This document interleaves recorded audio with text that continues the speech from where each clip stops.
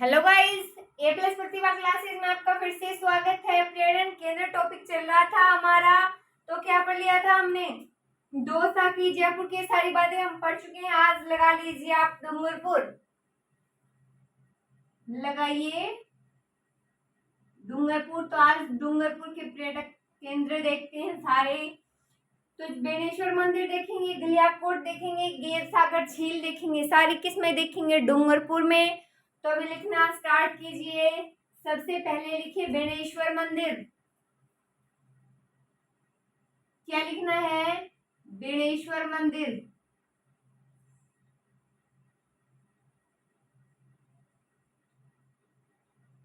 बेणेश्वर मंदिर। तो सोम व माही नदियों में डुबकी लगाने के बाद बेणेश्वर मंदिर में भगवान शिव आराधना के लिए भक्तगण जो है समर्पण के बाद से आते हैं। और इस अंचल से सर्वाधिक जो पूजनीय स्थल है वो शिवलिंग बेणेश्वर मंदिर में स्थित है।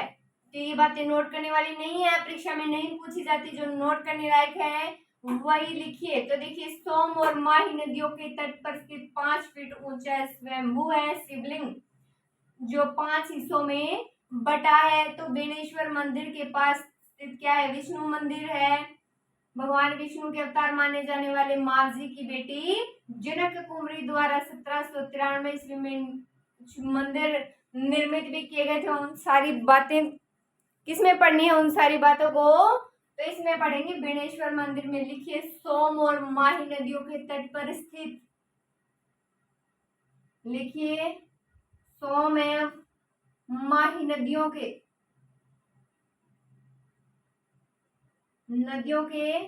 तट पर स्थित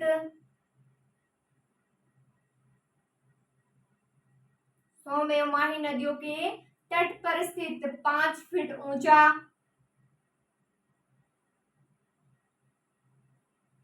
5 फीट ऊंचा स्वयंभू, लगाइए 5 फीट ऊंचा स्वयंभू शिवलिंग शीर्ष से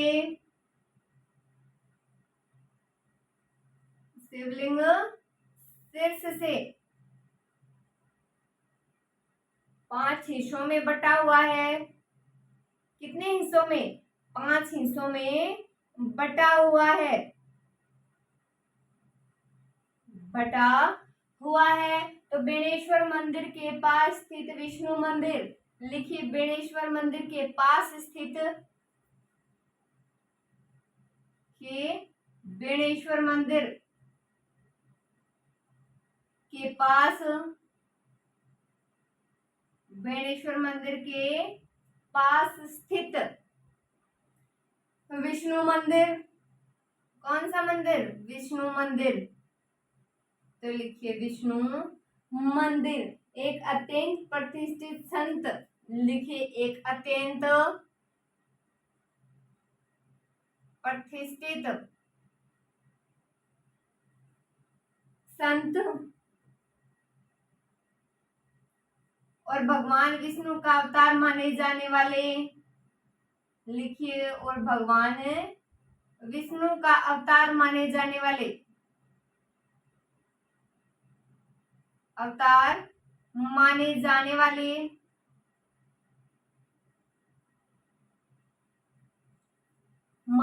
वाले मावजी की। कौन है मावजी? तो इनकी बेटी की देखिए, मावजी की बेटी। नाम क्या इनकी बेटी का? तो लिखिए, जनक कुंवरी। जनक कुंवरी द्वारा 1793 ईस्वी में निर्मित किया गया था।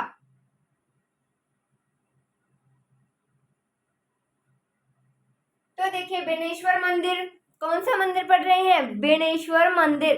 तो सोम एवं माही नदियों के तट पर स्थित 5 फीट ऊंचा स्वयंभू शिवलिंग शीर्ष से 5 हिस्सों में बटा है।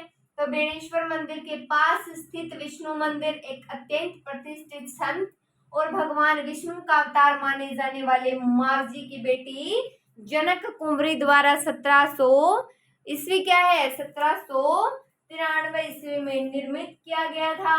आगे देखिए क्या कहा जाता है, तो कहा जाता है कि मंदिर उस स्थान पर निर्मित है जहां माँ जी ने भगवान से प्रार्थना करते हुए अपना समय बिताया था। तो माँ जी के दो शिष्य अजय और वाजे, उन्होंने क्या किया था? अजय और वाजे ने लक्ष्मी नारायण मंदिर का निर्माण करवाया। लिखिए, इसे में लिखेंगे।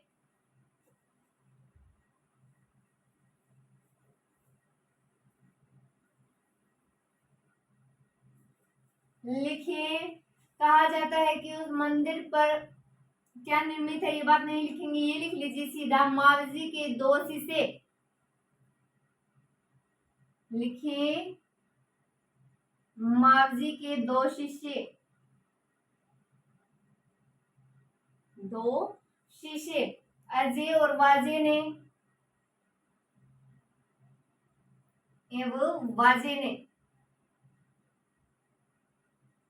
वाजे ने लक्ष्मी नारायण मंदिर का निर्माण करवाया। लिखिए, लक्ष्मी नारायण मंदिर का निर्माण करवाया।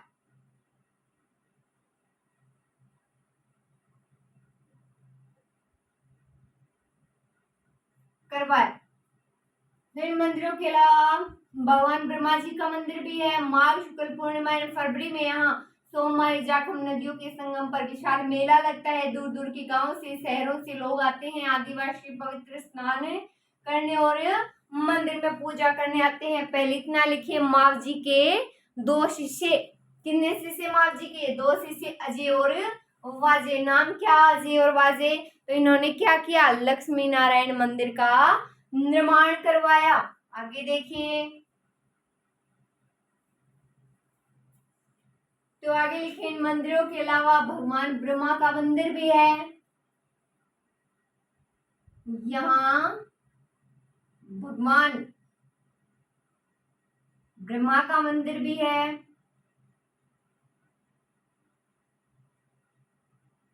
मंदिर भी है।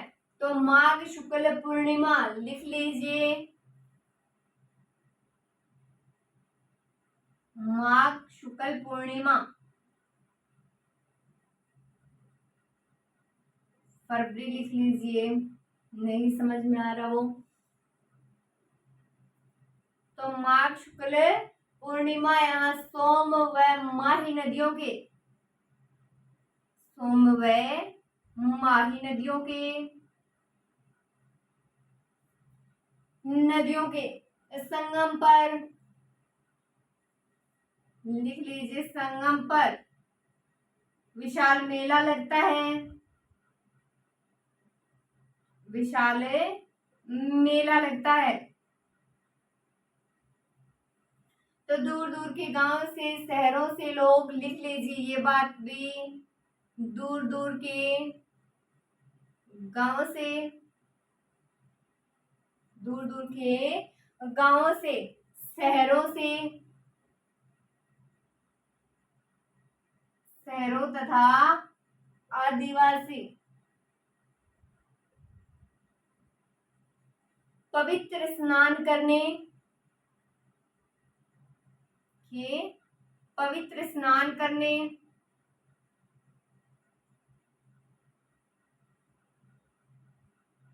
एवं मंदिर में पूजा करने आते हैं, पूजा करने आते हैं। तो देखिए, भगवान ब्रह्मा का मंदिर भी है यहाँ। तो माघ शुक्ल पूर्णिमा को, कब? माघ शुक्ल पूर्णिमा को यहाँ सोम माही नदियों के संगम पर विशाल मेला भरता है। दूर दूर के गांवों से, शहरों से जो आदिवासी लोग हैं पवित्र स्नान करने आते हैं, मंदिर में पूजा करने आते हैं। तो ये बात हो गई हमारी बेनेश्वर की। आगे लिख लीजिए, डूंगरपुर में ही गलियाकोट। लिखिए, डूंगरपुर में नई हेडिंग लगाइए, गलियाकोट। देखते हैं गलियाकोट, गलियाकोट। तो गलियाकोट में देखिए, दाऊदी बोहरा समाज का पवित्र स्थान है गलियाकोट दरगाह। तो डूंगरपुर से 58 किलोमीटर की दूरी पर माही नदी के किनारे ये जो गलियाकोट है, ये गांव है। तो यहाँ सैयद फरुखुद्दीन, क्या नाम है, सैयद फरुखुद्दीन की मजार के लिए जाना जाता है। क्या थे, प्रसिद्ध संत थे जिन्हें मृत्यु के बाद गांव में ही दफन किया गया। तो यह मजार श्वेत संगमरमर से बनाई गई है। उनकी शिक्षाएं को नोट करेंगे। पवित्र कुरान शिक्षाओं में कब्र पर सुनहरे पन्नों का उत्कीर्ण भी यहाँ किया गया है। तो आप लगा लीजिए गलियाकोट, लगाइए गलियाकोट, देखते हैं। तो लिखिए दाऊदी समाज का पवित्र स्थान है, या लिख लीजिए गलियाकोट दरगाह। लिखिए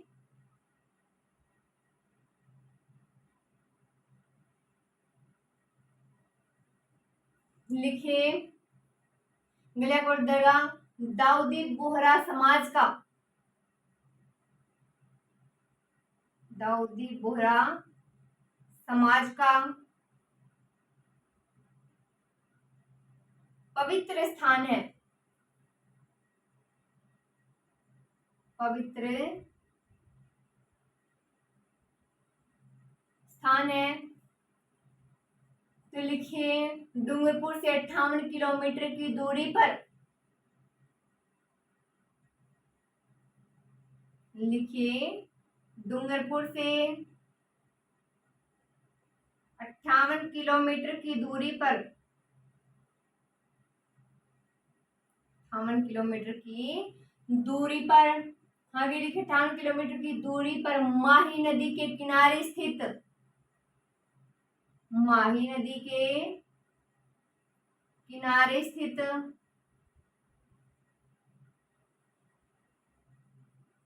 माही नदी के किनारे स्थित गलियाकोट नामक एक गांव है। लिखिए गलियाकोट नामक एक गांव है, गांव है। तो यह स्थान, लिखिए यह स्थान, लिखिए यह स्थान फखरुद्दीन की मजार के लिए जाना जाता है, फखरुद्दीन की मजार के लिए जाना जाता है, जाना जाता है। तो वह क्या थे, ये फखरुद्दीन एक प्रसिद्ध संत थे जिन्हें उनकी मृत्यु के बाद गांव में ही दफन किया गया था। लिखिए वह एक प्रसिद्ध संत थे, या फिर ये एक प्रसिद्ध संत थे, प्रसिद्ध संत थे जिन्हें मृत्यु के बाद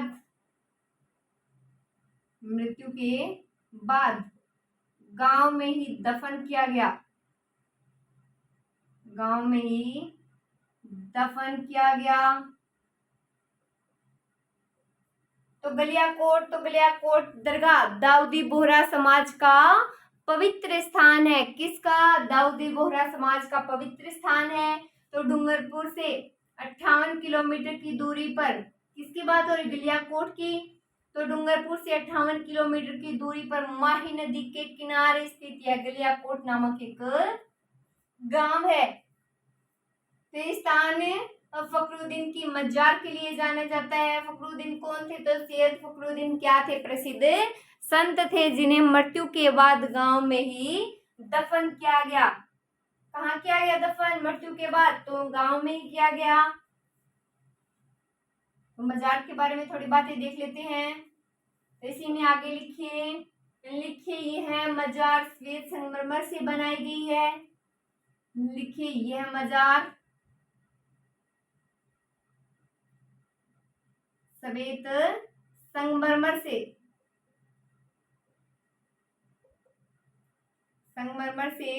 बनाई गई है,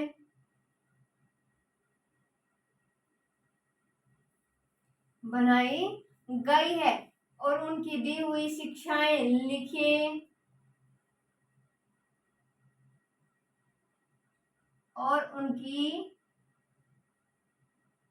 दी हुई शिक्षाएं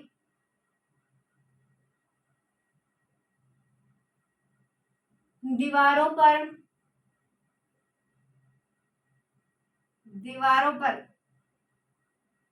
सोने के पानी से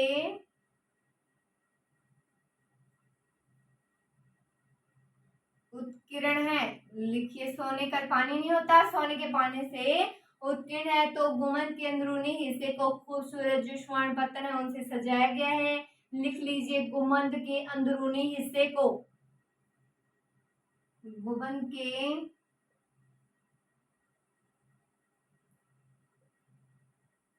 अंदरूनी हिस्से को,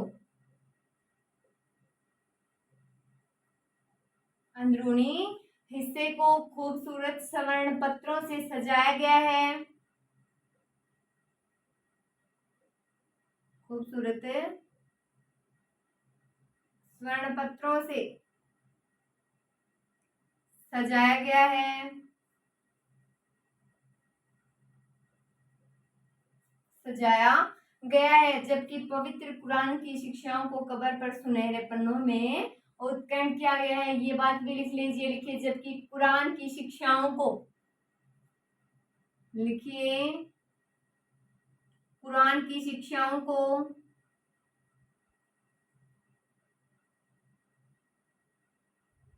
कुरान की शिक्षाओं को कब्र पर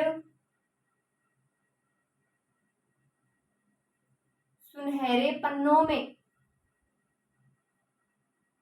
सुनहरे पन्नों में उत्कीर्ण किया है।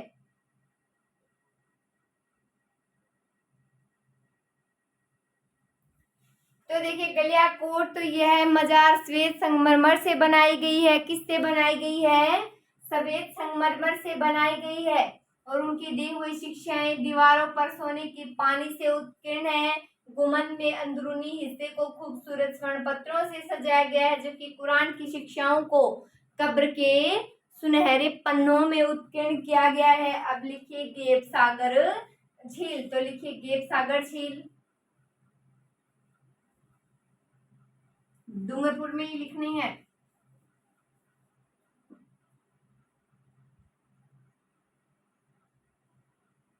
लिखिए गेप सागर झील।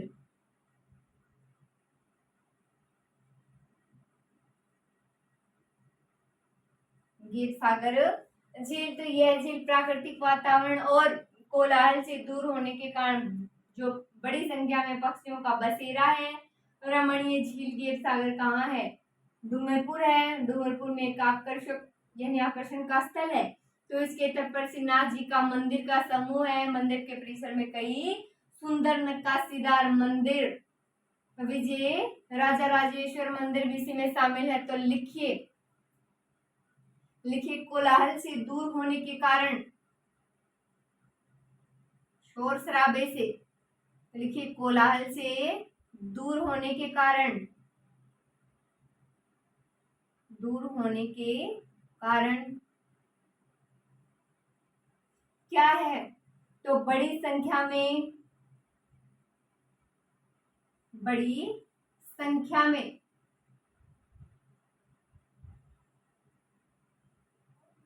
पक्षियों का बसेरा है। पक्षियों का बसेरा है। बड़ी संख्या में पक्षियों का बसेरा है। तो रमणीय झील गेप सागर कहाँ है? डूंगरपुर। ये बात लिखने की आवश्यकता नहीं है, डूंगरपुर में पढ़ रहे हैं, इतना आपको पता होना चाहिए। तो इतना लिख लीजिए। इसके तट पर श्रीनाथ जी का मंदिर समूह है। लिखिए इसके तट पर, लिखिए इसके तट पर कौन है? भगवान का नाम है श्रीनाथ जी। तो लिखिए श्रीनाथ जी का मंदिर समूह है, का मंदिर समूह है, मंदिर समूह है। तो इस मंदिर परिसर में कई अति सुंदर मंदिर जो है, नकाशीदार मंदिर और विजय राजेश, कौन सा मंदिर? विजय राजा राजेश्वर मंदिर है। लिख लीजिए, इस मंदिर परिसर में, इस मंदिर परिसर में लिखिए इस मंदिर परिसर में, आगे लिखिए कई अति सुंदर नक्काशीदार मंदिर, लिखिए नक्काशीदार मंदिर एवं विजय राजा राजेश्वर या राजेश्वर मंदिर शामिल हैं। तो देखिए क्या पढ़ रहे हैं, गेव सागर झील पढ़ रहे हैं, डूंगरपुर में पढ़ रहे हैं गेव सागर झील। तो कोलाहल से दूर होने के कारण बड़ी संख्या में पक्षियों का बसेरा है। तो इसके तट पर श्रीनाथ जी का मंदिर समूह है और इस मंदिर परिसर में कई अति सुंदर नक्काशीदार मंदिर है वो विजय राजेश्वर मंदिर स्थित है। तो आगे देखिए हनुमानगढ़, लिखिए जिला चेंज कीजिए, हनुमानगढ़ लिखिए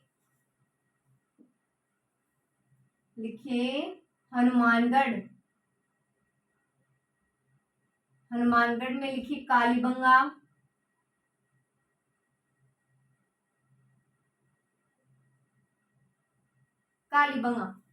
तो देखिए 4500 ईसा पूर्व में यहाँ सरस्वती नदी के किनारे हड़प्पा कालीन सभ्यता फल फूल रही थी। तो पुरातत्व प्रेमियों के लिए महत्वपूर्ण स्थान है कौन सा, कालीबंगा।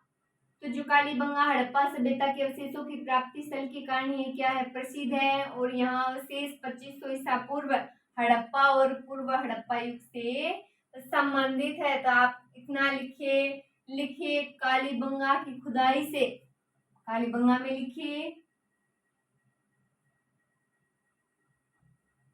कालीबंगा की खुदाई से, कालीबंगा की खुदाई से हड़प्पा कालीन सील मानव कंकाल,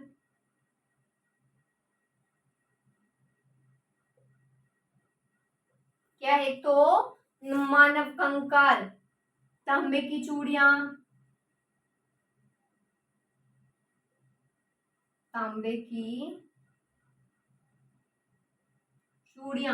तो लिखिए मानव कंकाल ये यहाँ से मिले हैं उनकी बात हो रही है। तो पहले लिखिए मानव कंकाल, तांबे की चूड़ियां, मोती हैं, टेराकोटा है तो लिखिए सिक्के, मोती टेराकोटा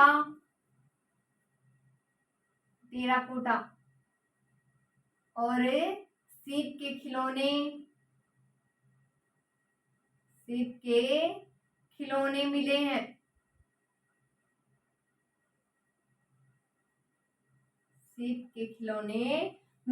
हैं, तो यहाँ 1983 ईस्वी में स्थापित एक पुरातत्व संग्रहालय भी है जिसे 1961 से 1969 के दौरान हड़प्पा स्थल पर खुदाई से निकले अवशेषों के लिए निर्मित किया गया था। पहले आप इतनी ही बात लिखे, कालीबंगा की खुदाई से हड़प्पा कालीन शिल्प, मानव कंकाल, तांबे की चूड़ियां, सिक्के, मोती, टेराकोटा और सीप के खिलौने मिले हैं। उसके बाद देखिए आगे लिखिए यहाँ 1983 ईस्वी में स्थापित, यहाँ 1983 ईस्वी में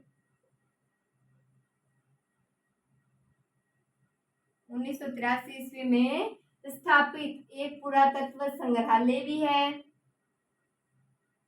एक पुरातत्व संग्रहालय भी है।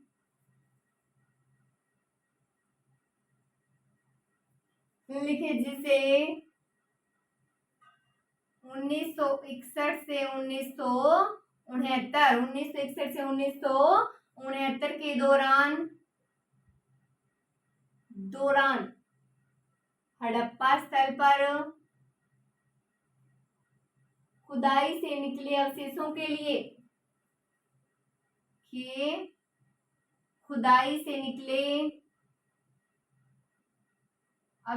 के लिए के लिए खुदाई से निकले अवशेषों के लिए निर्मित किया गया था।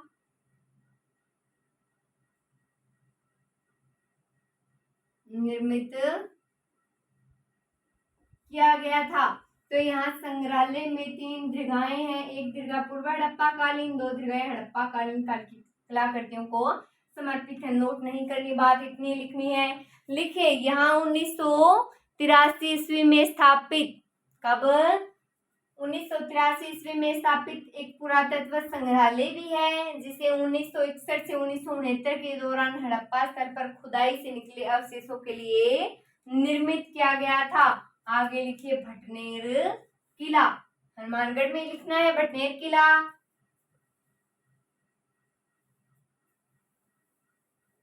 तो लगाइए हेडिंग भटनेर किला।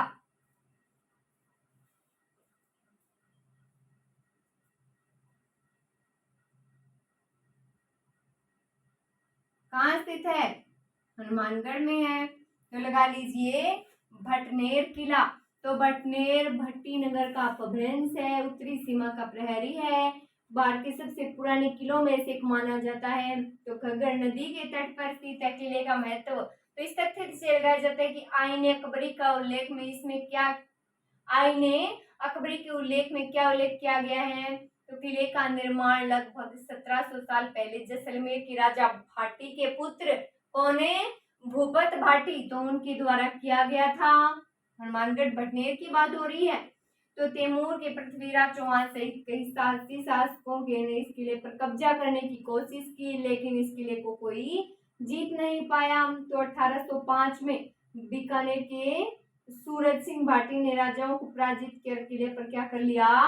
कब्जा कर लिया। किस पर? भटनेर किले पर। तो देखिए भटनेर किला, लिखिए भटनेर भट्टी नगर का अपभ्रंश है। लिखिए भटनेर भट्टी नगर का, भट्टी नगर का अपभ्रंश है, अपभ्रंश है तथा उत्तरी सीमा के प्रहरी के रूप में विख्यात है, तथा उत्तरी सीमा के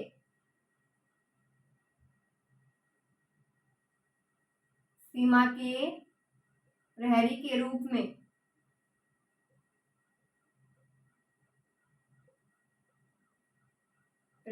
रूप में विख्यात है।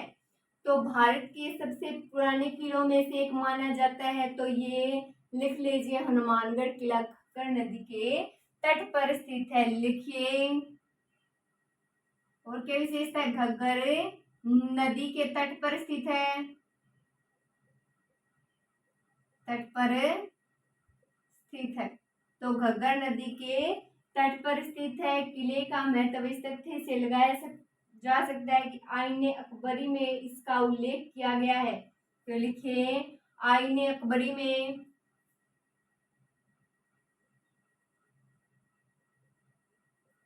आईने अकबरी में इसका उल्लेख किया गया है,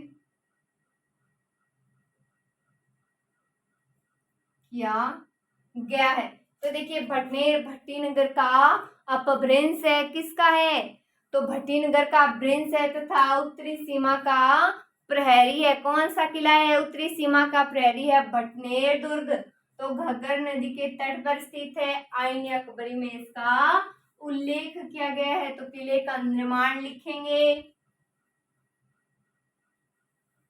लिखिए निर्माण, निर्माण देखिए तो लगभग 1700 साल पहले,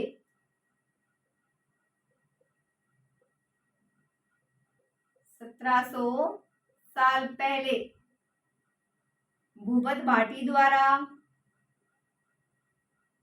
किसके द्वारा करवाया गया निर्माण? तो निर्माण करवाया गया भूपत भाटी द्वारा। तो कब करवाया गया? लगभग 1700 साल पहले। तो देखिए तैमूर और पृथ्वीराज चौहान सहित कई शासकों ने किले पर कब्जा करने की कोशिश की, लेकिन सदियों तक कोई इस पर कब्जा नहीं कर पाया, इसे जीत नहीं पाया। तो अंत में लिख लीजिए हुआ क्या। तो लिखिए अंत में वर्ष 1805 में बीकानेर के राजा सूरज सिंह ने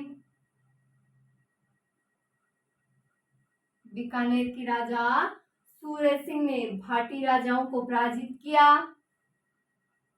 लिखिए भाटी राजाओं को पराजित किया